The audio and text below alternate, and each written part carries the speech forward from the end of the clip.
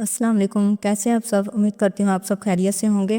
جی تو آپ سن رہے ہیں نمرہ احمد کا ناول حالم۔ اب تک سٹوری میں کیا ہو چکا ہے یہ آپ پچھلے پارٹس میں جا کے سن سکتے ہیں۔ ہم بنا کسی دیری کے چلتے ہیں سٹوری کے نیکسٹ پارٹ میں، تو چلیے بنا کسی دیری کے سٹارٹ کرتے ہیں۔ لائبریری کے اندر مقدس بھاروب سی خاموشی چھائی تھی۔ اونچے ریکس، کتابوں کی طویل الماریاں، جگہ جگہ بیچھی میزوں پہ مطالعے میں منہمک سے دکھائی دیتے لوگ، کمپیوٹرز کے آگے بیٹھے کام کرتے اشخاص، غرض معمول کا خاموش سا ماحول تھا۔ ایسے میں دروازہ کھلا اور وہ اندر داخل ہوتی دکھائی دی۔ اس نے صبح کے ملازموں والے لباس کے برعکس صرف خوبصورت اور قیمتی فراق پہن رکھا تھا۔ کوہنی پہ ڈیزائنر بیگ تھا اور سر پہ سفید کورا ہیٹ جس سے نکلتے سیاہ بال کندھوں پہ گر رہے تھے۔ دروازے پہ وہ رکی، ہیٹ کو ڈائمنڈ رنگ پہنی انگلی سے ترچھا کر کے سیاہ آنکھیں آس پاس دورائیں۔ ایک لائبریرین جو قریب سے کتابوں کی ٹرالی دھکیلتا گزر رہا تھا اسے دیکھ کے رکا اور جھٹ سلام جارا۔ السلام علیکم مس ساشا۔ تالیہ نے شان بے نیازی سے سر کو خم دیا، پھر ادھر ادھر دیکھا تو وہ بولا، مسز لیانا اس طرف ہیں۔ وہ ہلکا سا مسکرائی اور اسی طرح اٹھی گردن کے ساتھ آگے چلتی گئی۔ کونے میں ایک آڈیو روم تھا، شیشے کی دیواروں نے اسے مکمل بند کر رکھا تھا، گویا شیشے کا کوئی ڈبہ ہو۔ اندر تنگ سی جگہ پہ وہ پھنس کے بیٹھی سیاہ موٹی عورت دکھائی دے رہی تھی۔ اینک لگائے، بال جوڑے میں باندھے وہ کتابوں میں الجھی ہوئی تھی۔ آہٹ پہ اس نے نظریں اٹھائیں تو دیکھا تالیہ دروازہ کھولتی اندر داخل ہو رہی تھی۔ اتنے سالوں سے یہاں کام کر رہی ہو داتن، اور ایک ڈنگ کا آفس بھی نہیں دیتے یہ تمہیں؟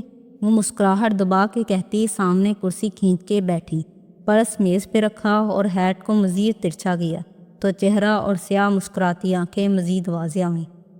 لیانا بنت دانش صابری کے پاس اتنی دولت ہے کہ وہ چاہے تو یہ پوری لائبریری خرید لے۔ خشمگین نگاہوں سے اسے گور کے وہ بولی تو تالیہ نے آبرو اونچا اٹھایا، پوری؟ چلو آدھی صحیح۔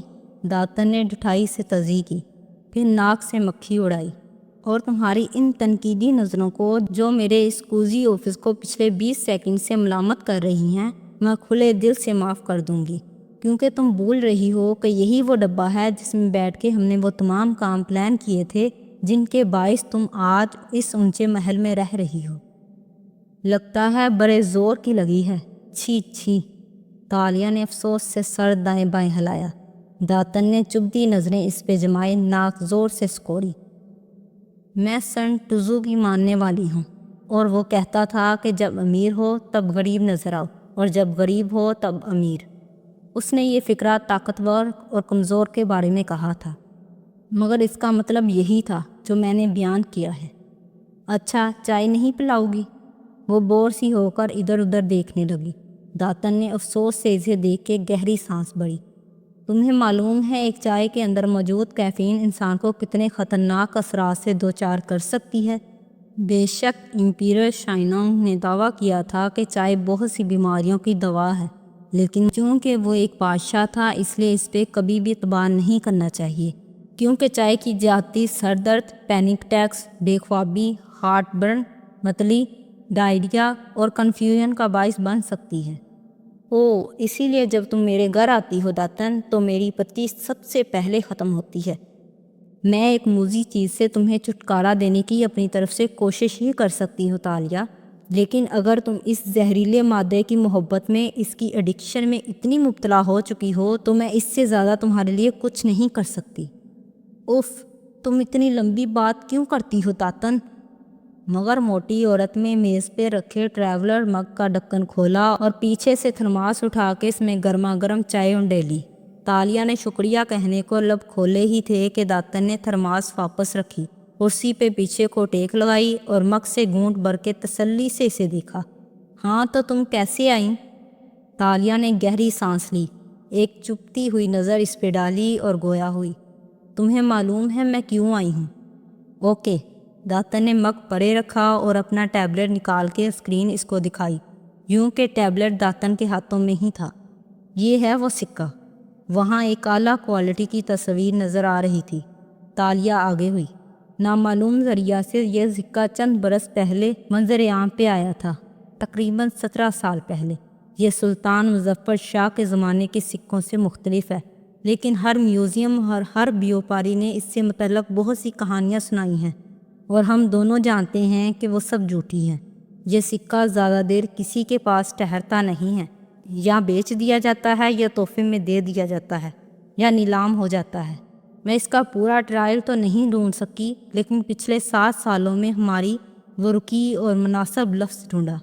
11 بڑی جابس وارداتوں میں سے 5 میں یہ سکہ موجود تھا، اور باقی میں؟ اس نے بے قراری سے کہتے ہوئے ہاتھ آگے بڑھایا تاکہ ٹیب لے، مگر داتن نے اسے پیچھے کر لیا اور خفگی سے بوئیں سکوڑی۔ اگر تم چند لمحے کا سکوت اختیار کرو اور مجھے خود کو متاثر کرنے کا موقع دو تو میں تمہیں دکھاتی ہوں کہ بے شک باقی 7 وارداتوں میں یہ سکہ موجود نہیں تھا، مگر ان 7 جگہوں پہ جو چیزیں موجود تھیں میں نے ان کی لسٹ بنائی تو کوئی اور چیز تھی جو ان 7 جگہوں پہ موجود تھی، ہے نا؟ وہ تیزی سے بولی تو داتن نے لب بھینچ لیے۔ منہ کا ذائقہ تک خراب ہو گیا تھا، مگر ضبط کر کے کہنے لگی، ہاں، میں نے سارا دن لگا کے کرائم سین فوٹوز اور اپنے ریسرچ ورک کو جو ہم نے واردات سے پہلے کیا تھا اکٹھا کیا، اور تمام فہرستوں کو کراس چیک کیا، تو وہ ایک آئٹم تھا جو ان سب میں مشترک تھا۔ بوجھو کون سا؟ ملاکہ سلطنت کی ایک ملکہ کا سونے کا بریسلیٹ، ہے نا؟ داتن کے کندھے ڈھیلے ہوئے، منہ کھل گیا۔ تمہیں کیسے پتہ چلا؟ چونکہ میں چائے بہت پیتی ہوں، اس لیے میری یادداشت بہت اچھی ہے، اور آج مسز کامل کے ساتھ شاپنگ کرتے ہوئے ان کا بریسلیٹ دیکھ کے مجھے یاد آیا کہ ملاکہ سلطنت کی ایک ملکہ کا بریسلیٹ بھی میں نے انہی 7 جابس میں سے 2-3 میں دیکھا تھا، مگر نظر انداز کر دیا تھا کیونکہ وہ مجھے نقلی لگا تھا، اور ہم ہمیشہ اصلی اور تاریخ آرٹ پہ ہاتھ صاف کرتے ہیں داتن، اور وہ مجھے تاریخی نہیں لگا تھا۔ اگر سب کچھ معلوم ہو گیا تھا تو میرے پاس کیوں آئی ہو؟ داتن نے بڑا سا منہ بناتے ہوئے ٹیب زور سے بند کر کے میز پہ رکھا۔ کیونکہ اگر تم نے سارا دن اس کام پہ لگایا ہے تو شاید تمہیں کچھ ایسا معلوم ہو جو مجھے نہ ہو سکا ہو۔ اس پہ داتن کھلے دل سے مسکرائی۔ ویسے میں غرور نہیں کرنا چاہتی، لیکن تم متاثر ہونے کے لیے تیار ہو جاؤ تالیہ بی بی، کیونکہ نہ وہ سکہ کوئی سکہ ہے، نہ وہ بریسلیٹ کوئی بریسلیٹ ہے۔ یہ دیکھو۔ داتن نے ٹیب اسکرین اس کے سامنے کی تو وہ چونک کے آگے کو ہو کے دیکھنے لگی۔ وہاں ایک طرف سکے کی تصویر بنی تھی اور دوسری طرف ایک زنجیر والا بریسلیٹ بنا تھا، جس کے اوپر سونے کی مستطیل ڈلی سی تھی، جس کے آخر میں 3 دانت بنے تھے۔ بظاہر یہ ایک سکہ ہے اور وہ ایک بریسلیٹ، لیکن اگر ان دونوں کو جوڑ دو تو… داتن نے مسکراتے ہوئے بٹن دبایا تو ایک اور امیج جنریٹ ہوئی، جس میں ان دونوں اشیاء کے کنارے ملے ہوئے نظر آ رہے تھے۔ یہ دیکھو کیا بنتا ہے۔ چابی؟ وہ مسحور سی بولی۔ یہ ایک چابی کے 2 ٹکڑے ہیں جس کے ساتھ زنجیر لگی ہے۔ ہاں، یہ ایک ٹوٹی ہوئی چابی ہے جس کو ہمیں ڈھونڈنا ہے، اور تمہاری تقدیر بار بار تمہیں اس کی طرف لے جاتی تھی، لیکن تم کبھی سمجھ ہی نہ سکی۔ تالیہ کی آنکھوں میں چمک سی در آئی تھی۔ سکہ نکالنا تو کوئی مسئلہ نہیں، کل تنگو کامل کے گھر کچھ خاص مہمان آ رہے ہیں۔ ڈنر کی افراتفری میں میں زیورات عدل بدل کر کے سکہ نکال لوں گی۔ سکے کی کاپی ہم اس لیے تیار نہیں کریں گے کیونکہ بعد میں اگر ہمیں اس کو فانس کرنا پڑے تو تنگو کامل یہ دعویٰ نہ کر سکے کہ اس کے پاس بھی ویسا ہی سکہ ہے، ورنہ ہمیں اس کی اچھی قیمت نہیں ملے گی۔ تم بریسلیٹ کو ڈھونڈو کہ یہ کس کے پاس ہے۔ وہ دبے دبے جوش سے بولی تو داتن نے ٹیک لگائے پرسوچ ہنگارہ بھرا۔ پھر مگ کا ڈھکن ہٹایا تو چائے کی خوشبو بھاپ کے ساتھ اوپر اٹھنے لگی۔ اس نے مگ لبوں سے لگایا، گھونٹ بھرا اور مگ نیچے کیا، اس دوران جیسے الفاظ جوڑے۔ جتنا ان دونوں کی ملکیت کی چین کو میں نے دیکھا ہے تالیہ، ان دونوں کو کبھی کسی نے نہیں چرایا۔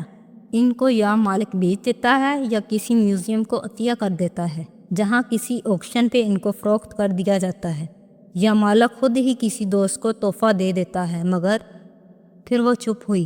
تالیہ بغور اس کا چہرہ دیکھ رہی تھی، جس کے سامنے چائے کے بے رنگ دھوئیں کے مرغولے تیرتے دکھائی دے رہے تھے۔ مگر ایک عجیب بات مجھے محسوس ہوئی ہے، داتن نے کہنا شروع کیا۔ میرا خیال تھا میرے ساتھ رہ رہ کر تم نے جائے بات پہ حیران ہونا چھوڑ دیا ہے۔ سنو تو، میں نے نوٹس کیا ہے کہ ہر وہ پرائیویٹ اونر جس کے پاس یہ سکہ یا بریسلیٹ رہا ہے اس کو کوئی بیماری لاحق ہو جاتی ہے، کوئی بڑی موذی بیماری۔ ہو سکتا ہے یہ تمہارا وہم ہو داتن، چھوڑو ان باتوں کو، بس اس بریسلیٹ کو ڈھونڈو تاکہ ہم جلد از جلد اسے حاصل کر سکیں۔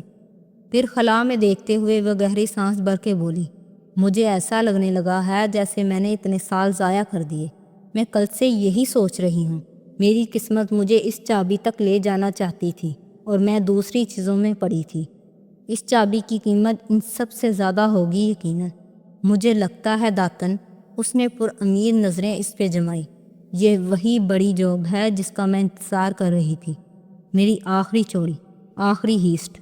وہ کہا کرتے ہیں اسکور آف دی اسکورس، اور اس سے میں اتنا کما لوں گی کہ پھر دوبارہ کوئی غلط کام نہیں کرنا پڑے گا۔ تالیہ، کوئی چوری ہماری آخری چوری نہیں ہو سکتی، ہم نہیں بدل سکتے، نہ کبھی بدلیں گے۔ اس نے سمجھانا چاہا مگر وہ بضد تھی۔ مجھے لگتا ہے میں بدل جاؤں گی، اس لیے اس چابی کو ڈھونڈو داتن، ایک آخری اونچا ہاتھ مار کے ہم کسی دوسرے ملک چلے جائیں گے۔ وہ فیصلہ کر چکی تھی۔ پتہ نہیں کیوں میرا دل کہتا ہے کہ ہم اس کو کھوج نہ لگائیں۔ مجھے ڈر ہے کہ کوئی بری شے، کوئی بلا ہماری گھات لگائے نہ بیٹھی ہو۔ وہ غیر آرامدہ نظر آ رہی تھی۔ تم وہم کر رہی ہو یار، حوصلہ رکھو۔ وہ ناک سے مکھی اڑاتی اٹھ کھڑی ہوئی۔ بیگ بھی اٹھا لیا، ڈاکٹر نے سمجھ کے سر ہلا دیا۔ اوکے، میں اسے ڈھونڈوں گی، مگر جو اس روز تم نے خواب دیکھا، تم نے بتایا تھا کہ اس میں بھی تم نے ایک آدمی کو کیچڑ میں لتھڑی چابی تمہاری طرف بڑھاتے دیکھا تھا۔ یاد کرتے ہوئے وہ خود چونکی۔ کیا وہ یہی چابی تھی؟ چائے کے مگ کا ڈھکن ہٹا تھا اور اس پہ بھاپ ہنوز اڑ رہی تھی۔ تالیہ ٹھہر گئی، خود بھی جیسے وہ چونکی تھی۔ ہاں، وہ یہی تھی۔ اس نے ٹیبلٹ اٹھا کے پھر سے اس چابی کو غور سے دیکھا، جسے کچھ یاد آیا تھا۔ ایک ننھی کلائی پہ بندھا بریسلیٹ، پزل کا ایک اور ٹکڑا عین اپنی جگہ پہ آ گیا تھا۔ ویسے وہ آدمی کون تھا تالیہ؟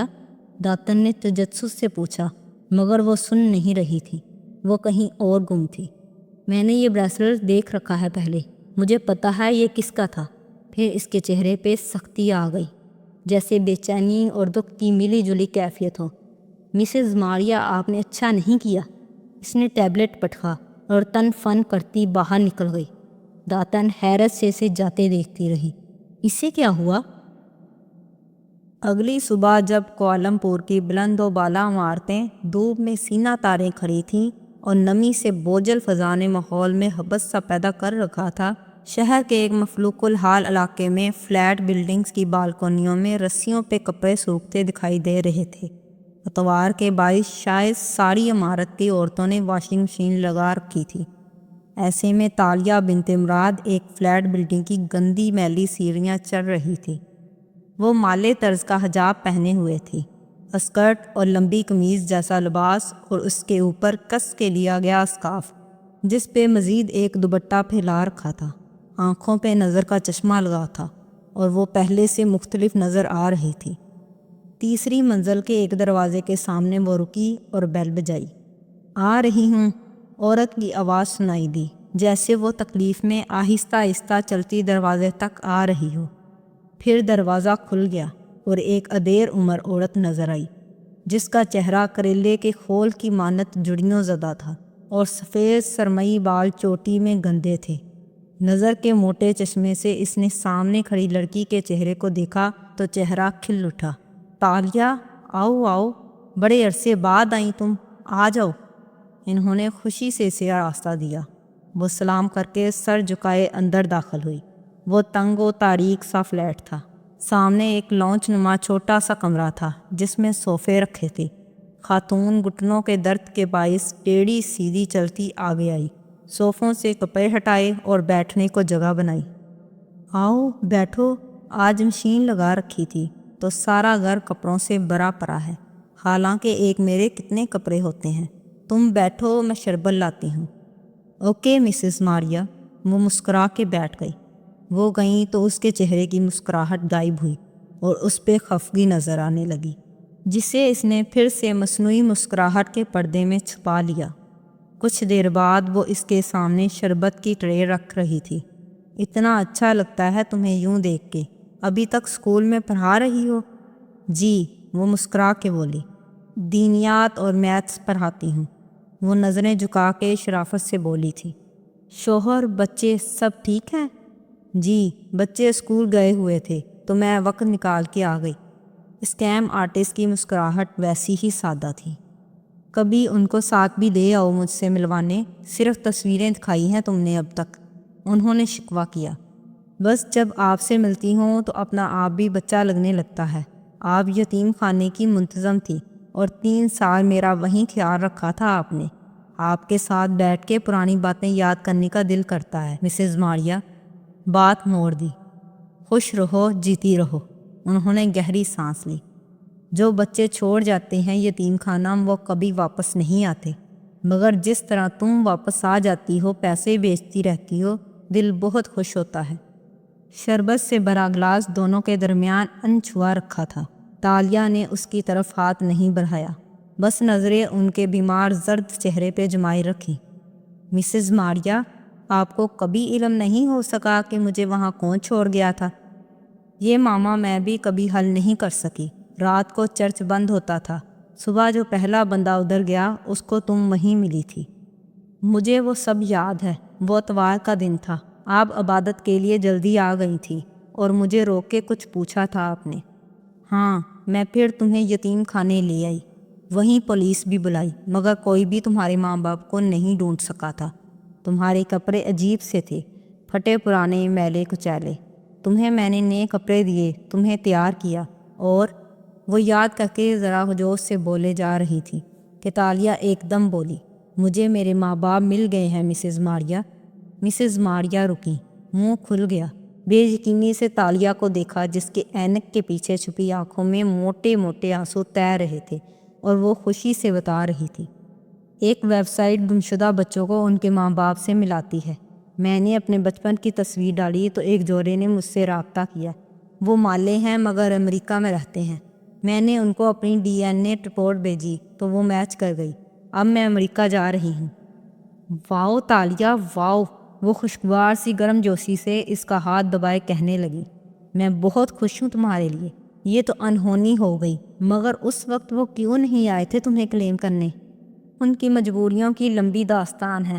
وہ کہتے ہیں کہ مجھے اغوا کیا گیا تھا، لیکن وہ ٹھہری۔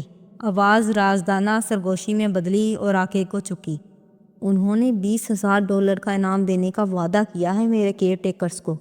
میری لاہور والی فیملی اتنی اچھی نہیں تھی، میں نہیں چاہتی یہ انعام ان کو ملے، میں چاہتی ہوں یہ یتیم خانے کے لوگوں کو ملے، یعنی آپ کو ملے۔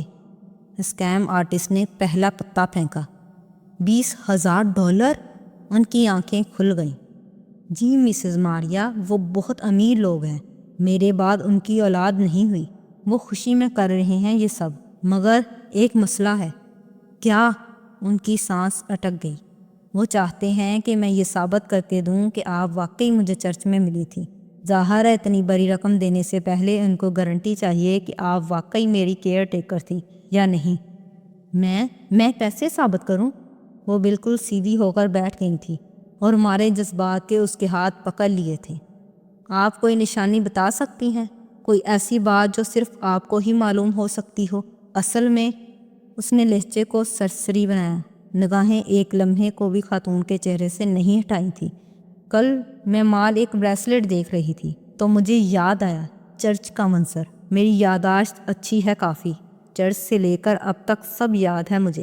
پہلے یہ بات مجھے اہم نہیں لگی تھی، مگر کل اپنے ماں باپ کے ملنے کے بعد مجھے یاد آیا کہ میری کلائی میں ایک بریسلٹ تھا جس پہ سونے کی ایک چابی بنی تھی۔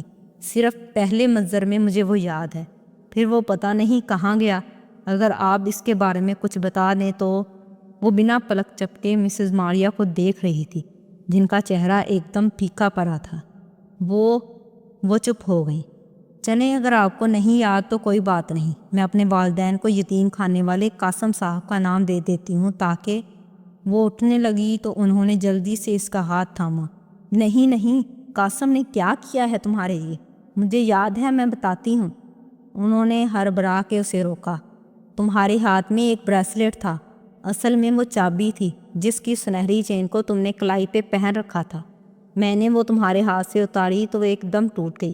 مجھے نہیں پتا تالیہ یہ کیسے ہوا، مگر اس کے 2 ٹکڑے ہو گئے، سکہ الگ ہو گیا اور بریسلٹ پہ ڈلی سی رہ گئی۔ مجھے تمہاری نگہداشت کرنی تھی، تمہارے لیے یتیم خانے میں جگہ بنانی تھی، فنڈز نہیں تھے۔ میں کیا کرتی تالیہ؟ It's okay. تالیہ نے نرمی سے ان کے گھٹنے پہ ہاتھ رکھا۔ آپ نے وہ چرا لیا کیونکہ آپ کو پیسے چاہیے تھے، میں اس بات کو سمجھ سکتی ہوں۔ پھر اس نے سیل فون کی اسکرین سامنے کی۔ کیا وہ ایسا تھا؟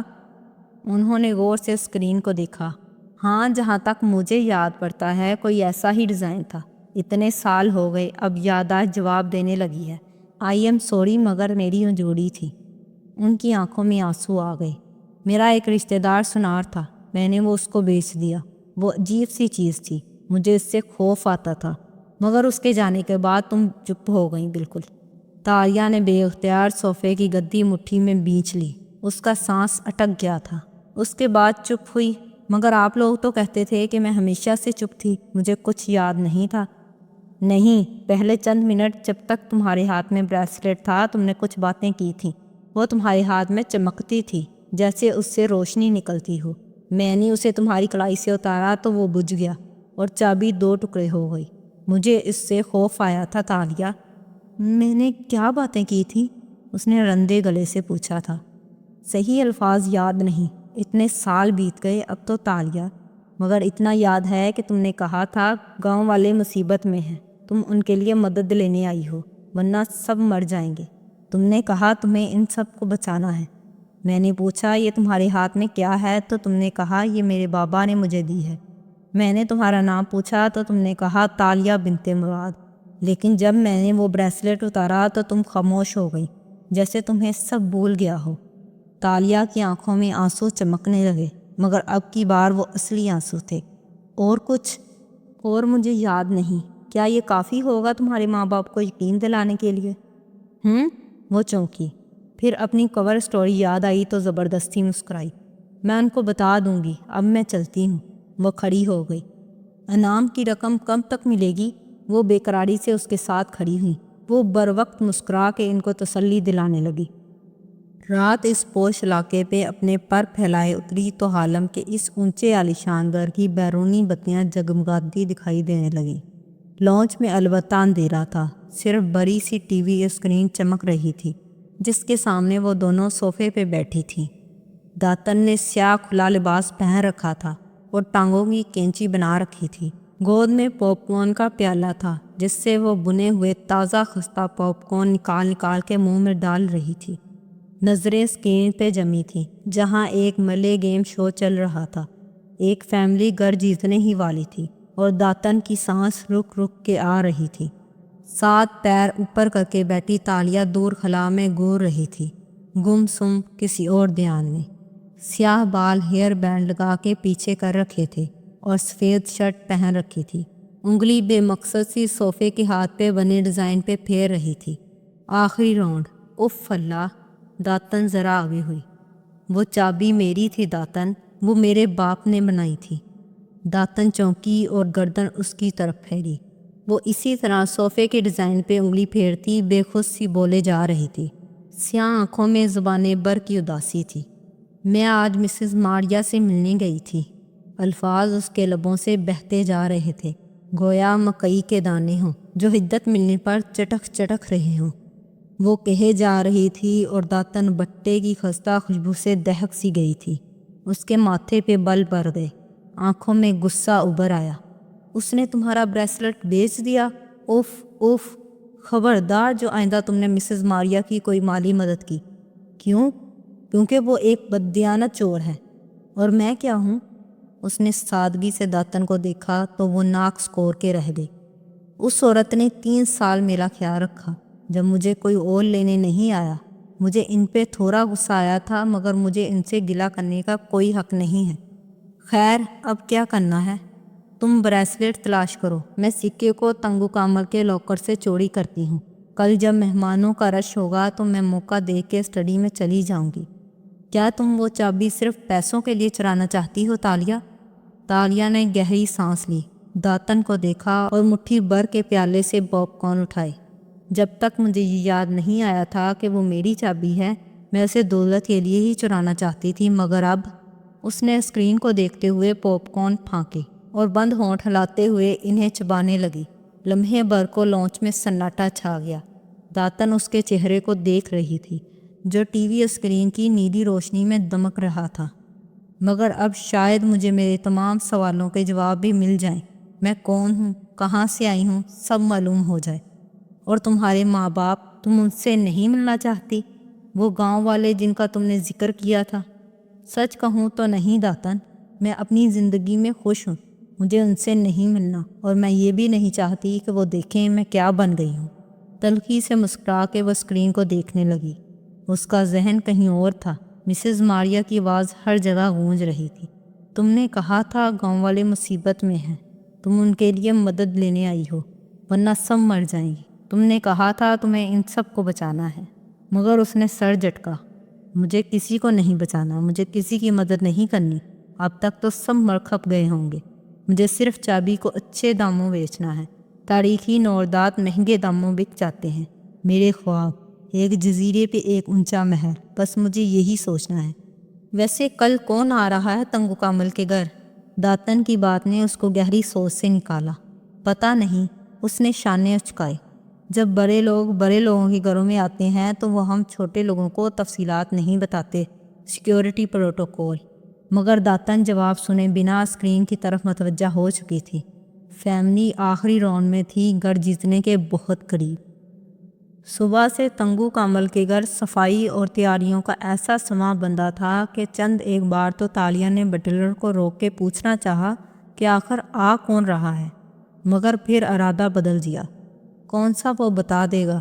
مسز شیلا کامل مضطرب اور پرجوش سی کچن میں ایک ایک چیز اپنی نگرانی میں تیار کروا رہی تھی۔ باریک ہیل پہنے وہ بالوں کو پارلر سے سیٹ کروائے بے حد خوش اور نروس نظر آ رہی تھی۔ مگر جب انہوں نے تالیہ اور تسنیم کو کھانا لانے کی ترتیب کی ہدایت دینا شروع کی تو تالیہ کے آبرو حیرت سے اکٹھے ہوئے۔ 25 منٹ؟ صرف 25 منٹ کے لیے وہ لوگ آ رہے ہیں کیا؟ مسز کامل نے اسے یوں دیکھا گویا اس کی عقل پہ افسوس کیا ہو۔ ہاں تالیہ، 25 منٹ بھی بہت ہیں، اور ناک سے مکھی اڑاتی آگے بڑھ گئی۔ تسنیم نے کندھے اچکا دیے۔ کسی ملازم کو اندازہ نہ تھا کہ مہمان کون تھے۔ بس بٹلر نے کام کے دوران اتنا بتایا کہ سر کے کلاس فیلو اور ان کی بیگم ہیں۔ تسنیم نے بٹلر کے آگے بڑھتے ہی اس کے کان میں سرگوشی کی۔ کامل صاحب کے کلاس فیلو ہیں تو اچھے خاصے بوڑھے ہوں گے۔ آخر ایک بوڑھے اور بڑھیا کے آنے پہ اتنا ہنگامہ کرنے کی ضرورت ہی کیا تھی؟ تالیہ بے اختیار ہنس دی۔ پھر اس کے جانے کے بعد اس نے اپنے ایپرن پہ سامنے ہاتھ رکھ کے نقلی زیورات کی موجودگی کی تصدیق کی جو پوٹلی کی صورت بیلٹ کے ساتھ اس کی کمر سے بندھے تھے۔ لاکر کھول کے زیورات عدل بدل کرنے کے لیے 25 منٹ بھی کافی تھے۔ شام ڈل گئی اور گھر پہ اندھیرا چھانے لگا۔ مالے گھر بھی کراچی کے بنگلوں جیسے تھے، ویسے ہی لان، پورچ، ڈرائیو وے اور سامنے گیٹ، اونچی 4 دیواری۔ کچن کی کھڑکی سے لان نظر آتا تھا۔ وہاں تنگو کامل اپنے بیوی بچوں سمیت کب سے استقبال کے لیے کھڑے تھے۔ تالیہ منہمک سی کھڑی سلاد پلیٹ میں سجا رہی تھی جب باہر پر رونق سا شور مچا۔ تسنیم اور نور، ساتھی ملازمیں، لپک کے کھڑکی میں جا کھڑی ہوئیں۔ گاڑیوں کے اندر آنے اور دروازوں کے کھلنے بند ہونے کی آوازوں کے ساتھ دعا سلام بھی گونجا تھا۔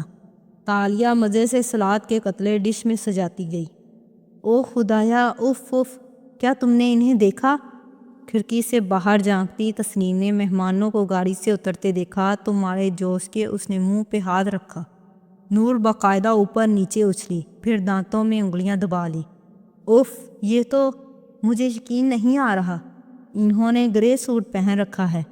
وہ ان کی وائف دیکھو، اس نے صبح یہی ڈریس مارننگ شو کے انٹرویو میں پہنا ہوا تھا۔ If if. ان دونوں کے چہرے سرخ پر کے تمتما رہے تھے اور وہ کبھی منہ پہ ہاتھ رکھتی، کبھی ایک دوسرے کا ہاتھ مارے جوش سے پکڑتی۔ تالیہ نے گردن اٹھا کے ایک نظر ان دونوں کو دیکھا اور افسوس سے سر جھٹکا۔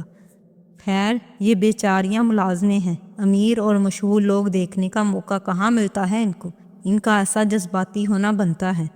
اس نے سلاد کی ڈش رکھی اور تسلی سے ہاتھ رومال سے پہنچتی آ گئی، ان دونوں کے قریب رکی اور باہر جھانکا۔ گارڈز اور چند افراد کے ہمراہ وہ دونوں میاں بیوی کار سے اتر چکے تھے اور میزبانوں سے مل رہے تھے۔ ग्रे सूट वाला आदमी दराज कद और दुबला पतला था, फिट और स्मार्ट। मिसेस कामल से हाथ मिलाते हुए इसकी पुश्त तालिया की तरफ थी। फिर वो पलटा तो तंगू कामल के बेटे अली के करीब ठहरा। अली ने उसका हाथ थामा और चूम के आंखों से लगाया। ये माले लोगों का बड़ों से मिलने का तरीका था। और तब तालिया ने उस आदमी का चेहरा देखा। हाँ, उसने बेअख्तियार होंठों पे हाथ रखा था। आंखें शौक से फैल गईं, सांस अटक अटक गई और रंगत गुलाबी पड़ने लगी।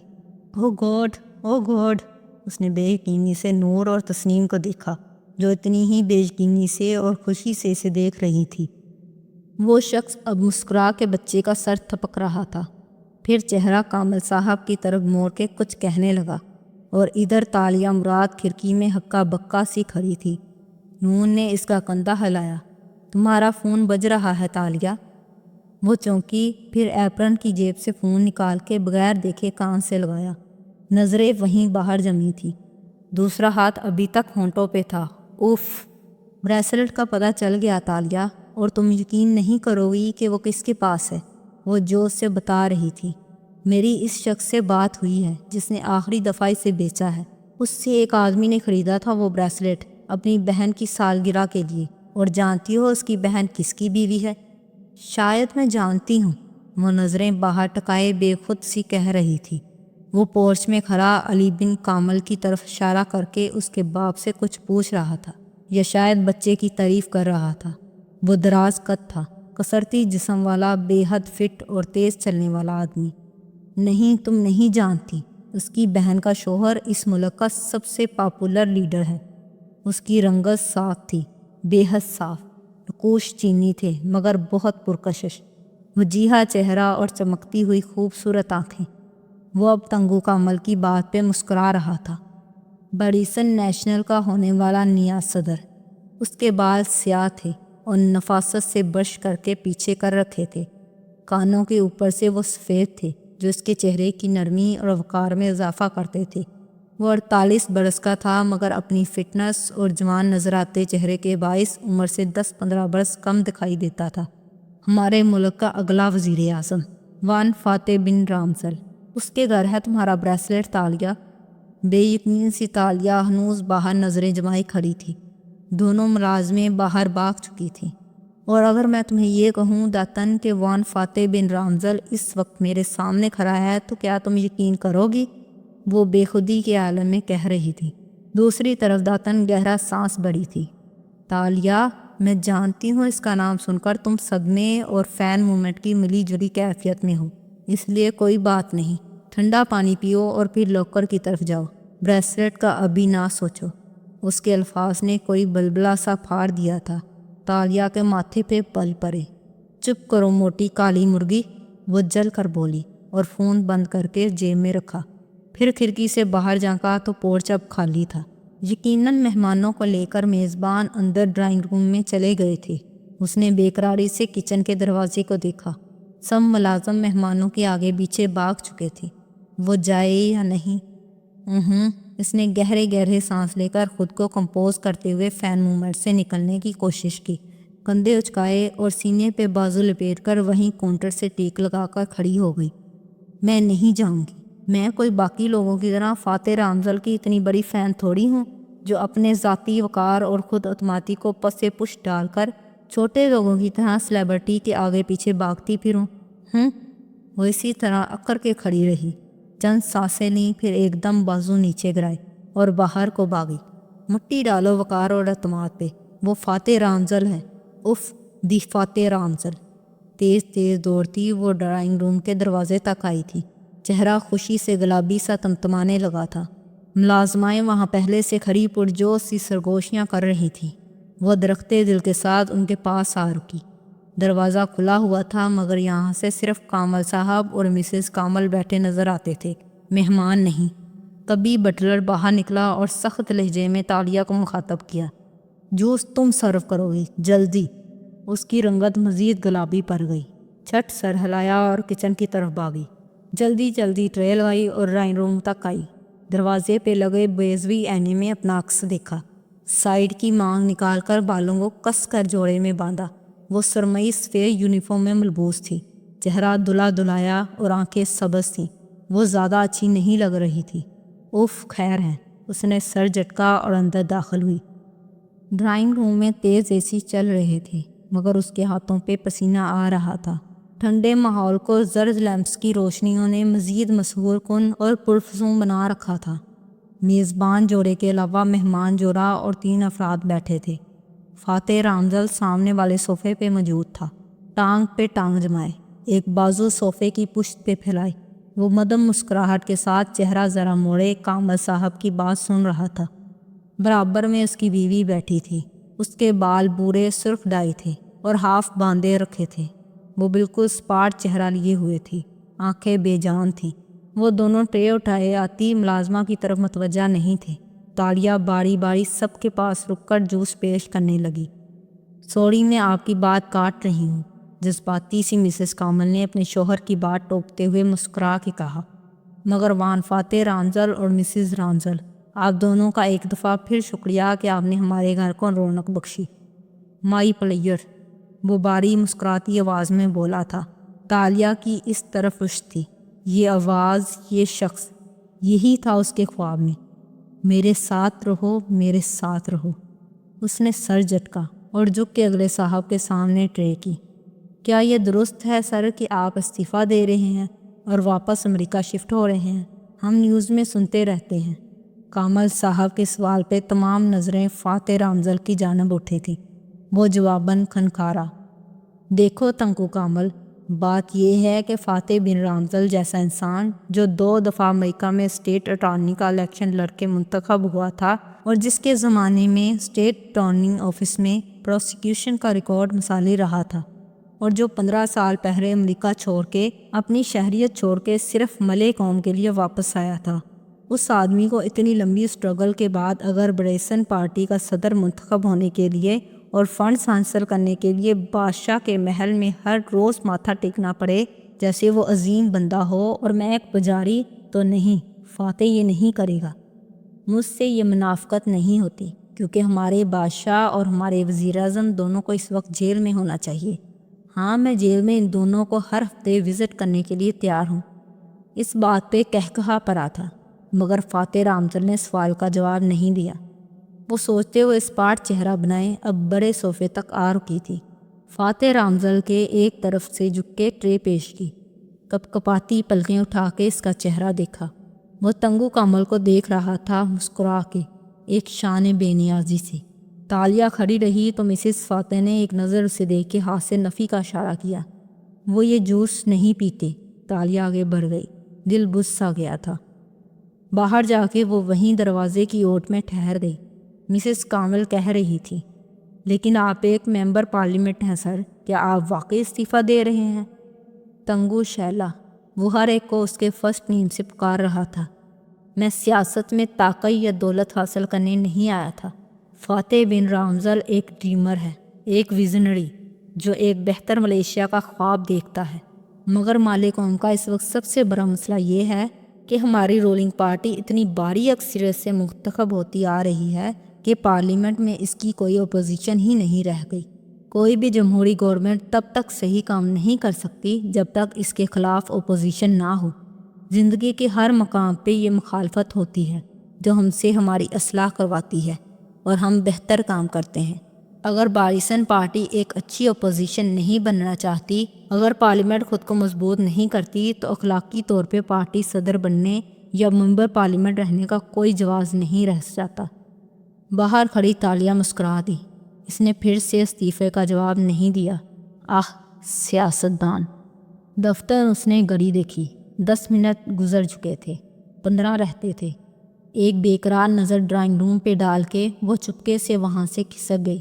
اسٹڈی کی بتی اس نے نہیں جلائی، پینسل ٹارچ جلا کے آگے آئی۔ لاکر کے سامنے پنجوں کے بل بیٹھی اور لاکر پہ لگا گول چکر آہستہ آہستہ گھمانے لگی۔ چند ایک کلک ہوئے، پھر دروازہ کھٹ سے کھل گیا۔ اس نے پوٹلی نکالی اور لاکر کھول کے زیورات کے ڈبے باہر نکالنے لگی۔ ایک دم وہ ٹھٹک گئی، ادھر ادھر ہاتھ مارا۔ سکے والا باکس غائب تھا۔ اوہ نو! تالیہ نے پریشانی سے سارا لاکر کھنگال دیا مگر وہ وہاں نہیں تھا۔ اس نے بے بسی بڑے غصے سے زیورات کو عدل بدل کیا۔ लॉकर बंद किया, असल जेवरात यूनिफॉर्म में छुपाए और बाहर निकल आई। अब कि उसने नूर और तस्नीम को खाना सर्व करने दिया और ख़ुद कान लगा के दरवाजे के बाहर खड़ी हो गई। बटलर ने घूरा भी, मगर उसने चेहरे पे मुस्कुराहट तारी करके पलकें दोबारा चिपकाईं तो वो हंकारा भर के आगे बढ़ गया। अंदर गुफ्तगू का रुख मलेशियन पार्लियामेंट में ज़ेरे बहस तौहीन रसालत बिल की तरफ मुड़ गया था। फाते रामजल के साथ आए अफराद इस बारे में इजहार ख्याल कर रहे थे। मेरा ख्याल है 3 साल की कैद या भारी जुर्माने वाली सज़ा किसी भी दीन की तौहीन करने पे दुरुस्त है। नहीं, मेरा ख्याल है इसमें तरमीम होनी चाहिए और इसको सज़ाए मौत में तब्दील हो जाना चाहिए ताकि मसालें सेट की जा सकें। मिस्टर कामल और दूसरे अफराद बारी बारी अपनी राय दे रहे थे। तालिया ने कान मज़ीद ज़ोर से दरवाजे के साथ लगाया। इसे काफ़ी देर से फाते रामजल की आवाज़ नहीं सुनाई दी थी। आपका क्या ख्याल है सर? तालिया ने पर्दे की ओर से झांका। वो निगाहें कामल साहब पे जमाए मुस्कुराया था, फिर गहरा सांस लिया। मेरा एक दोस्त था स्कूल में, बुद्धिस्ट था और मुझे बहुत पसंद था, मगर मेरे वालिद को वो बहुत बुरा लगता था। उनका ख्याल था कि वो मुझे बिगाड़ देगा। वो उसकी इज़्ज़त नहीं करते थे, बावजूद इसके कि वो इससे कभी नहीं मिले थे। मैं हर रोज़ उनसे बहस करता था कि मैं उसकी दोस्ती से नहीं बिगड़ूंगा, मगर कोई फ़ायदा नहीं होता था। वो कह रहा था अपनी ठंडी बारी और पुरसकून आवाज़ में। वो सब सुन रहे थे। फिर एक दिन मुझे एहसास हुआ कि मेरे वालिद जब उसे जानते ही नहीं हैं तो वो उसकी इज़्ज़त कैसे करेंगे। तब मैंने उनको अपने दोस्त की खूबियों के बारे में बताना शुरू किया। तंगू कामल, मैंने उनको बताया कि इंसान एक मुकम्मल पैकेज होता है। इसमें खूबियाँ भी होती हैं, खामियाँ भी, और अगर हम किसी को उसके वीकेस्ट लिंक से जज करते हैं तो हम बहुत बुरे जज बन जाते हैं। लेकिन रसूलुल्लाह सल्लल्लाहु अलैहि वसल्लम वो इंसान हैं जिनके अंदर सिर्फ खूबियाँ और अच्छाइयाँ थी। उनके गुस्ताख को हर वो सज़ा मिलनी चाहिए जो शरीयत ने मुकर्रर कर रखी है। उलमा को इस बारे में खुल के बोलना चाहिए और माले पार्लियामेंट को प्रॉपर कानून साजी करनी चाहिए और जो भी सज़ा कुरान सुन्नत के मुताबिक है वो दी जाए, साले सेट की जाएं। लेकिन वो रुका। तालिया ने गर्दन मज़ीद ऊपर की। वो इन्हीं पुरस्कून आँखों से उन सब के चेहरे देख रहा था। लेकिन कोई भी इवल सिर्फ सज़ा देने से ख़त्म नहीं हो सकता। ये दुनिया हमारे नबी सल्लल्लाहु अलैहि वसल्लम की दिल से रिस्पेक्ट तब करेगी जब हम इनको बताएंगे कि वो कौन थे। सज़ा देना, चीखना चिल्लाना आसान है, ये जल्दी हो जाता है। ज़्यादा मुश्किल काम है नबी सल्लल्लाहु अलैहि वसल्लम के लिए अपनी ज़िंदगियों से मुसलसल वक़्त निकालना और अपनी तवानाई को दुनिया तक उनकी असल शख्सियत सामने लाने के लिए खर्च करना। इसमें मेहनत लगती है और मुसलमान बच्चे इसमें दिलचस्पी नहीं लेते, क्योंकि हमारे बच्चों को खुद मालूम नहीं कि नबी सल्लल्लाहु अलैहि वसल्लम कौन थे, तो वो दूसरों को क्या बताएंगे। तौहीन इसलिए होती है क्योंकि हम अपनी जॉब ठीक से नहीं कर रहे। हमें दुनिया को रसूलुल्लाह सल्लल्लाहु अलैहि वसल्लम के बारे में बताना था, उनके किस्से सुनाने थे। बुनियादी तौर पे 2 किस्म के लोग तौहीन करते हैं, एक वो जो लाइलम हैं और एक वो जो शर्मंगेज़ हैं और जान के ऐसा करते हैं। लेकिन जिस दिन हम अपनी जॉब करना शुरू करेंगे, अंधेरे में दिए जलाने लगेंगे, तो लाइलम लोग हमारे रसूलुल्लाह सल्लल्लाहु अलैहि वसल्लम से वाक़फ़ होंगे और वो ख़ुद हर शर्मंगेज़ के ख़िलाफ़ हमारी डाल बन जाएंगे। सज़ाएँ लाजमी दें, मगर मेरी कौम को ख़ुद भी इस फतने को कम करने के लिए तवानाई खर्च करनी पड़ेगी। मैं जिस मलेशिया का ख्वाब देखता हूँ ना, वहाँ हमें माले कौम को मीडिया के जहनी शिकंजे से निकाल कर अपनी सोच को आज़ाद करना सिखाना होगा। आप ख्वाबों पे यकीन रखते हैं वान फाते? मिसिस शैला कदरे नर्वस सी मुस्कुराहट के साथ बोली। मतलब बुरे ख्वाबों पे, जैसे मेरी दोस्त ने मेरे बारे में ख्वाब देखा। तारिया ने बेख्तियार दिल को थाम लिया। तंगू कामल ने आंखों ही आंखों में अपनी बीवी को टोका। ये मुनासिब मौका नहीं है। मगर वो फाते रामजल के आने की खुशी और अपनी परेशानी में गरी कहती गई। इसने देखा कि मेरे हाथों में चावल हैं जो एकदम राख बन जाते हैं। आप दूसरी किस्म के ख्वाब देखते हैं, मगर ऐसे ख्वाबों का क्या मतलब हो सकता है? तालिया के गर्दन के बाल तक खड़े हो गए, कान मज़ीद दरवाजे से लगाए। ड्राइंग रूम में खामोशी छा गई। फिर फाते ने गहरी सांस लेकर कंधे उचकाए। ख्वाबों में हर चीज़ सलामती होती है, इसका वो मतलब नहीं होता जो नज़र आता है। क्या आपके यहाँ बच्चे की पैदाइश मुतवक्का है तंगू शैला? मेज़बान मियाँ बीवी सुन रह गए। ایک دوسرے کو دکھا، پھر فاتح کو۔ جی مگر ہمیں خود چند دن پہلے معلوم ہوا ہے، تو آپ کو کیسے؟ چاوڑ فرٹیلٹی کی علامت ہوتے ہیں۔ ایسا خواب اس لیے آ سکتا ہے تاکہ آپ احتیاط کریں یا پھر کسی متوقع حادثے کے لیے تیار رہیں۔ اس کی بات میں ایسی ٹھنڈک تھی کہ مسز کامل کی ریڑھ کی ہڈی میں ٹھنڈی لہر دوڑ گئی۔ دروازے سے لگی تالیہ بھی شل کھڑی رہ گئی۔ فاتح کی بیوی نے بے اختیار تادیبی نظروں سے اسے گھورا تھا، جیسے کہہ رہی ہو کہ اسے ایسی بات اتنے عام انداز میں نہیں کہنی چاہیے، مگر وہ کسی بھی جذباتی پن سے آری ٹھنڈا پرسکون سا بیٹھا تھا۔ اسرا رامزل پہلی دفعہ بولی، کاش ہمیں بھی آریانہ کو کھونے سے پہلے کوئی خواب آ جاتا تو ہم اس روز چیئر لفٹ پہ نہ جاتے۔ اس کے لہجے میں تلخی تھی۔ آریانہ؟ اچھا، ان کی بیٹی جو کئی سال پہلے کھو گئی تھی۔ تالیہ کو ان کے انٹرویو میں کئی دفعہ کی دہرائی گئی بات یاد آئی تو اس نے اندر جھانکا۔ فاتح رامزل کا چہرہ سامنے نظر آ رہا تھا، اس پہ کوئی تاثر نہیں ابھرا تھا، وہی ٹھنڈا مسکراتا وجیہہ چہرہ، مگر وہ اطرافاً سر ہلا کے بولا تھا، ہاں وہ بڑا کٹھن وقت تھا، خیر۔ اس نے کندھے اچکا کے گہری سانس لی۔ بٹلر نے اس کے سر کی پشت پہ چپٹ لگائی تو وہ چونکی۔ تمہارا کچن میں کام پڑا ہے، اندر جاؤ، اس نے حکم صادر کیا تو وہ منہ بنا کے آگے بڑھ گئی۔ کام کیا خاک کرنے تھے؟ وہ کچن کے دروازے میں کھڑی ہو گئی۔ چند منٹ گزرے اور آوازیں آنے لگی، وہ وہیں جمی رہی۔ وہ لوگ اب راہداری میں آ چکے تھے اور باہر جا رہے تھے، مگر کسی وجہ سے ٹھہر گئے تھے۔ تالیہ نے سر نکال کے دیکھا تو برف کا بت بن گئی۔ علی بن کامل اپنے مہمان کو تحفہ پیش کر رہا تھا، اور وہ تحفہ تالیہ کی سانس اٹکنے لگی۔ وہ وہی شیشے کا باکس تھا جس میں سنہری سکہ رکھا تھا۔ فاتح نے مسکرا کے بچے سے باکس لیا۔ علی کامل اب اس سے منسلک کہانی سنا رہا تھا، مگر فاتح رامزل نے باکس کھولا اور سکہ نکال کے اوپر اٹھا کے دیکھا، دونوں طرف پلٹائیں۔ ویسے یہ اوریجنل نہیں ہے۔ اوریجنل میں ایک طرف نصر من الدنیا والدین لکھا تھا، مگر آئی لائک اٹ۔ سچائی سے تبصرہ کیا تو میزبان ایک دم شرمندہ ہو گئے، مگر وہ آدمی اتنا بے پرواہ، اتنا بے نیاز تھا کہ اس سے ان کے تاثرات سے فرق نہیں پڑتا تھا، اور اس کی بات کو کوئی برا نہیں مانتا تھا، نہ مان سکتا تھا۔ وہ ملے قوم کو بہت محبوب تھا۔ ایک ہی فقرے میں اس نے ایمانداری سے پسندگی کا اظہار بھی کر دیا، پھر ذرا ٹھہرا۔ اس طرح یہ تمہارے بریسلیٹ کی طرح نہیں لگتا جو تمہیں ایش نے دیا تھا، ہے نا؟ مسکرا کے کہتے ہوئے اس نے باکس پیچھے کھڑے اپنے باڈی مین کی طرف بڑھا دیا اور آگے بڑھ گیا۔ سب اس کے آگے پیچھے چلتے باہر نکل گئے۔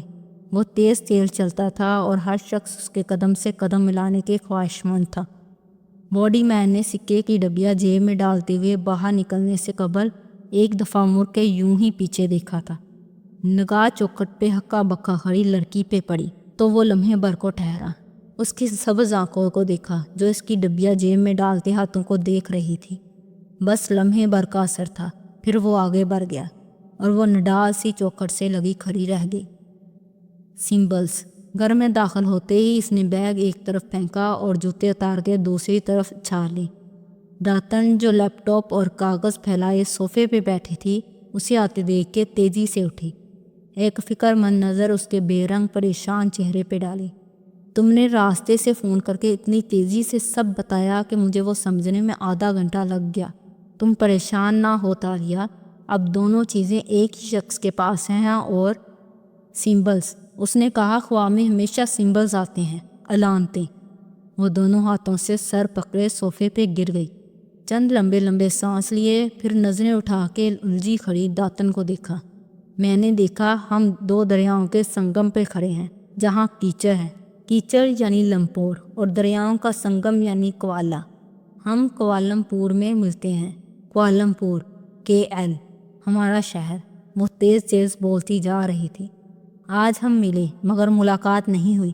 شاید اس خواب کا پورا ہونے کا ابھی وقت نہیں آیا، لیکن میں نے یہ بھی دیکھا تھا داتن کہ اس کے سر پہ ایک پرندہ چکر کاٹ رہا ہے، سنہری ٹانگوں والا سرخ پرندہ جس کی آنکھیں ایسی نیلی تھیں گویا بلو سفیئرز ہوں۔ آئیز ایز بلو ایز سفیئرز، داتن نے چونک کے زیر لب دہرایا۔ ایک ہی پرندہ ہے جو ایسا ہوتا ہے داتن، جو صرف خوابوں اور کتابوں میں ہوتا ہے، ہما۔ وہ جوش سے بولی تھی۔ رنگت ابھی تک اڑی ہوئی تھی مگر چہرے پہ سکون واپس آ رہا تھا۔ فاتح رامزل کے سر پہ ہما جو علامت ہے خوش بختی، دوبارہ جنم لینے، دوسری زندگی اور حکومت کی داتن، طاقت اور حکومت کی۔ فاتح رامزل ہمارا اگلا پردھان منتری بننے جا رہا ہے اور وہ یہ بات نہیں جانتا۔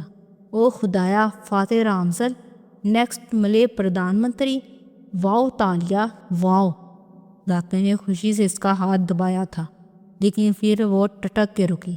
مگر اس کا مطلب یہ ہے کہ ہمیں اگلی چوری اپنے مستقبل کے وزیر اعظم کے گھر کرنی ہے، ایک عزم سے کہتی وہ اٹھی اور داتن کی آنکھوں میں دیکھا۔ مجھے اپنی چابی فاتح رامزل سے واپس لینی ہے، کیا تم اس کے لیے تیار ہو؟ تو بس آج کے لیے اتنا ہی، ملتے ہیں بہت جلد نیکسٹ چیپٹر کے ساتھ۔ تب تک کے لیے آپ کمنٹ میں لازمی بتائیے گا کہ آج کا آپ کو چیپٹر کیسا لگا۔ اگر ویڈیو اچھی لگے تو لائک کیجیے گا، چینل کو سبسکرائب کریں اور بیل آئیکن کے بٹن کو بھی دبا دیں تاکہ ہر نئی آنے والی ویڈیو کا نوٹیفیکیشن آپ کو فوراً مل جائے۔